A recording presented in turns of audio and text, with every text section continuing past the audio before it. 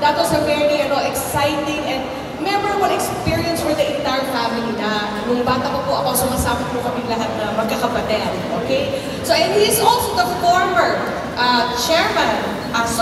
president of the National Chess Federation of the Philippines and a former congressman, Tito Jo, of the 3rd District of Quezon City.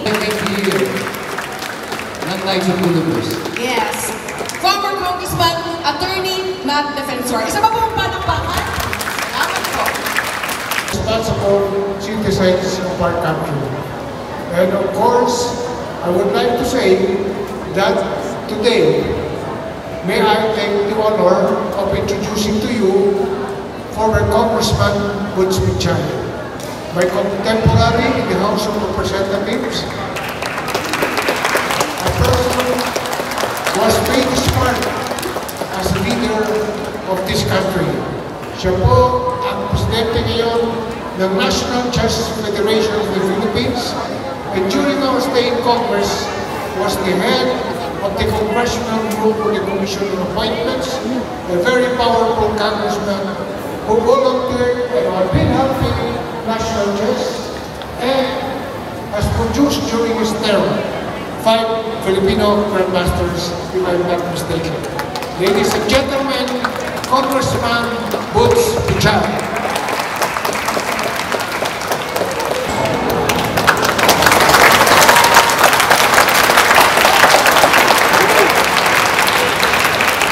Living legend. Isipin mo naman, in those days, wala pang computers. Kaya pag pupunta si Eugene sa tournament abroad, dala-dala niya 2 maleta na libro. 2 maleta. Pagdating sa Europe, ang kalaban niya, mga Russians, mga taga-Ukraine, mga Serbians. Alam mo yung mga tao niyo, ang kalaban, ang kasama, hindi lang libro, kung hindi a group of grandmasters. Diba? Noong araw, uso pa yung adjournment. In the middle of the game, mag-adjourn.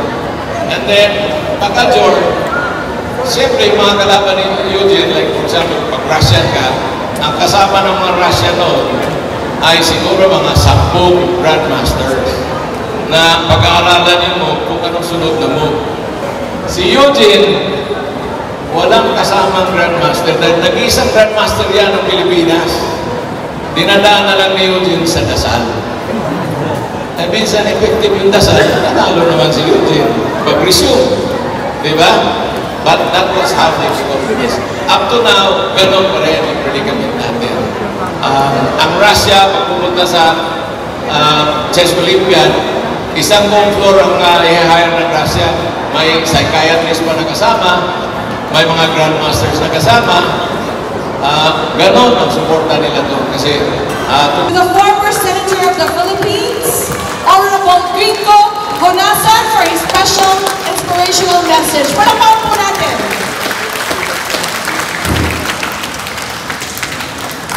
Maraming salamat, Michelle. Unang-una, nagpapasalamat ako sa mga instructors sa Chess Federation, sa mga magulang at mga natin dito. Nung pagpunta ako rito, nagdadasal ako at iniisip ko ano ang pwede kong sabihin sa inyo lahat. Sabi ko, nandito tayo dahil sa susunod na henerasyon natin ng mga leader at mamamayan. Of course, biglang tingin, akala natin chess tournament lang ito. Doon tayo dadako sa pangalawang dahilan kung bakit nandito tayo.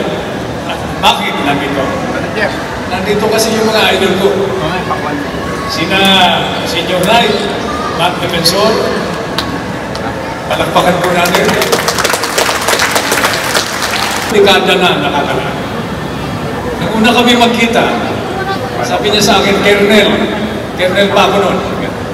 Alam niyo, itong chess, parang buhay ito. Ang chess talagang parang buhay. Maghahanda ka,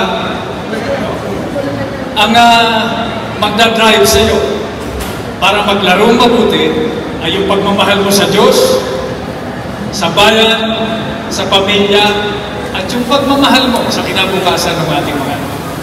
Hindi ko nakalimutan yun. Kaya isa rin siya, tulad ni Congressman Woods, ni Manong Man, at saka si Senior Knight, Tiran, na mga tinitingala ko at ginamit kong halimbawa sa aking buhay. Alam niyo naman kung saan ako nanggaling, no? Ako ay dating sundalo, 17 years. Naging rebelde ako, 7 years. Ginawa niyo akong senador ng 21 years. At ginawa akong cabinet secretary ng 2.5 years. Ang nagtutulak sa akin para gampanan ang tungkulin ko ng maayos ay yung pagmamahal sa Diyos, sa bayan, sa pamilya. Youth Chess Tournament 2024, Second Eugene Torre Cup Open.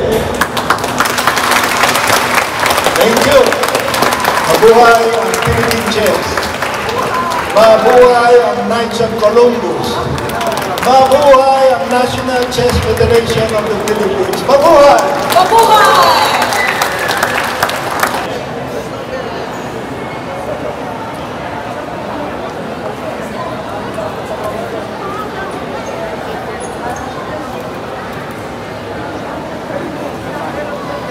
Upang makapaglaro ng patas.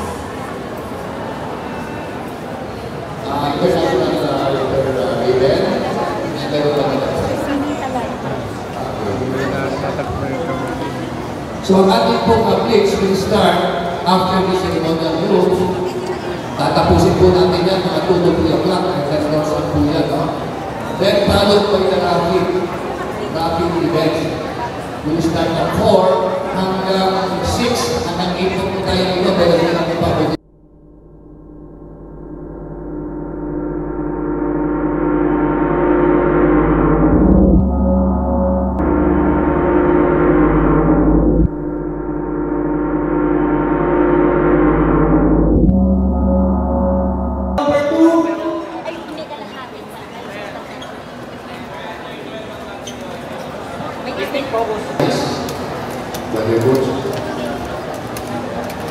Brother Woods.